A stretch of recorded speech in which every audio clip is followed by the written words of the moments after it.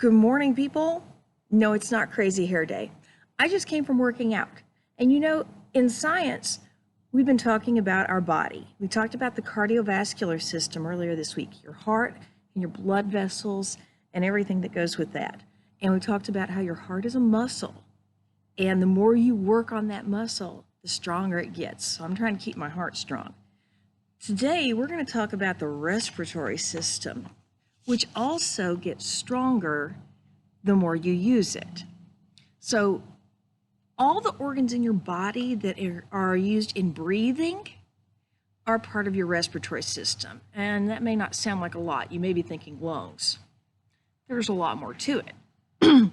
Any part of your body that is in the process of you getting that nasty carbon dioxide out of your body and getting fresh oxygen into your body is part of this system. That's your nose. That's your sinuses, your mouth, your throat. That's called the pharynx. And then your voice box, the larynx. Throwing some vocabulary out at you. If you've ever had laryngitis where you can't speak, that's the irritation or inflammation of your larynx or voice box. Then you have your windpipe, which is the trachea. You may know someone who's had a tracheotomy. That means they breathe. There's a hole right here made by doctors where they breathe through that hole because something is wrong with the upper part of their respiratory system. Then you have your lungs. And then underneath your lungs, you have a special muscle called a diaphragm. It's this curved muscle. And every time it puts pressure up, like you breathe out. And every time it goes down, it's like a vacuum that sucks air in. So your diaphragm is extremely important when it comes to respiration, breathing, exchanging that carbon dioxide for oxygen. So your inside your lungs, you have a couple parts in the lungs. There's some more vocabulary for you. You have your bronchial tubes that branch out into your little tubes called bronchioles. And then at the end of those bronchioles, you have air sacs that hold the oxygen and do the actual exchanging oxygen and CO2. And then you have the little bitty blood vessels all around them called capillaries. Now, if you remember about our circulatory system, the blood travels through the lungs. It meets up with those air sacs.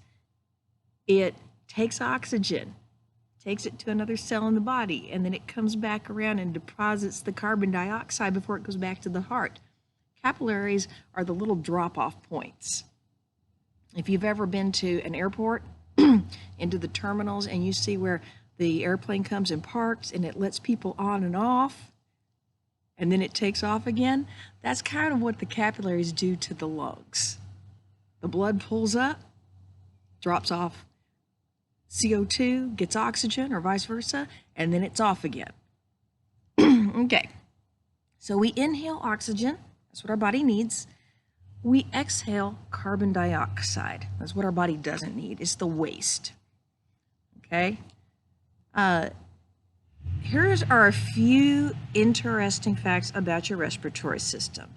Your nose and the nose hairs filter out a lot of pollution and dust and all kinds of things that your body does not want going into your lungs. Okay, this is kind of gross. All you people who love gross stuff, talk about boogers, here we go. Mucus, boogers, this is what it is. Dirt goes up, gets trapped in your body, and your body says, ew, we don't want that. And it creates mucus all around the dirt. And that mucus starts forcing all that dirt out of your body. So that's why boogers come down. It's dirt that your body is trapped in boogers coming back out of your body. It's your body's way of saying, ew, get rid of this. And here's another interesting fact. Most of that mucus doesn't come out your nose. You actually swallow it, it goes in your stomach and goes away the other way. So, yeah, that's right. 9 out of 10 boogers you actually eat without even knowing it. Hope that grossed you out a little bit this morning. That's a fun fact. All animals respirate or breathe, but they do it in different ways. They have to exchange carbon dioxide and oxygen. Fish do that through gills. There are a lot of insects and other animals that breathe through their skin or other parts of their body. Every animal respirates. Humans are one of the animals that respirate with lungs. Another interesting fact, your lungs are the only organ in your body that can float in water. You put your heart, human heart in water, it's going to sink. Your stomach, it sinks. Your lungs, they float because there's air trapped in there. More interesting facts. Horses cannot breathe through their mouth. They have to breathe through their nose. Stinks when they get a cold. It is possible to live with only one lung. You might hear someone who donated a lung, and they can live fairly normal lives. There are some limitations to what they can do because they only have one lung instead of two, but it is possible to live with just one lung.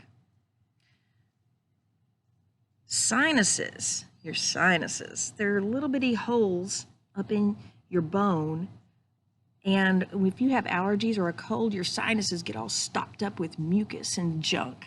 Well, here's the purpose of your sinuses.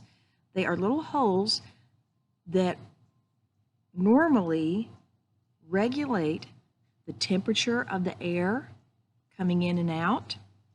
So if it's really, really cold out and you're breathing in air and it kind of hurts your sinuses are doing their job. They're trying to warm up that air. Or if it's really, really hot and you're breathing in air, they have to kind of regulate the temperature there, cool it or warm it up. Usually it's warming it up. But they regulate the temperature of the air coming in and out. They are useful. And then the other thing that they do is they regulate how much water or humidity comes in and out. So if it is extremely humid and you're breathing in too much water vapor, it gets caught up in your sinuses. That's why it makes you cough or sneeze. If you inhale water in the pool, your sinuses catch that, or at least some of that. And in addition to coughing up the water, a lot of times you have to blow your nose to get that water out of your sinuses because it's trying to regulate how much water comes in your body. You also lose about 70% of the water in your body a day to water vapor that is coming out, the little water droplets that come out when you breathe that you don't even know about. You don't even realize it, but that's why you need to drink a lot of water. Last interesting fact. Hiccups are caused when your diaphragm, that muscle underneath your lungs, has a muscle spasm. You know, you've maybe had a Charlie horse in your legs, that muscle spasm, and you jump up on it and you stretch it out. It hurts so bad. That's what's happening in your diaphragm when you have the hiccups. There are a lot of different ways you can try to help stop that spasm. Nobody knows really why it's caused. A lot of different reasons there. But in any case, just know that when you get the hiccups, the muscle under your lungs is having a muscle spasm, is basically what it amounts to. So now you know just a little bit about your respiratory system and some cool and interesting facts. Here's what I want you to do today. Go over to BrainPOP Jr. and look up the lungs or the respiratory system. I think it's under lungs. Try lungs. And they have a good video there about the lungs and the respiratory system that all of my students can gain some knowledge from. If that's not challenging enough, go over to the regular BrainPOP site and look up the respiratory system, and there are several videos there about the lungs and respiration that are a little more challenging. So some of you will enjoy that as well. You can look up more information on the lungs. Here is my challenge to you today.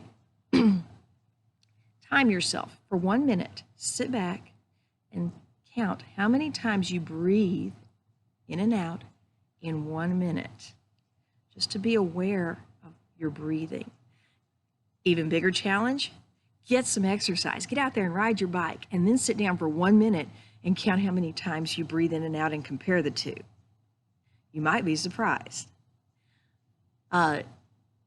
We will pick up tomorrow with our world tour and with science again next week as we continue looking at the body system.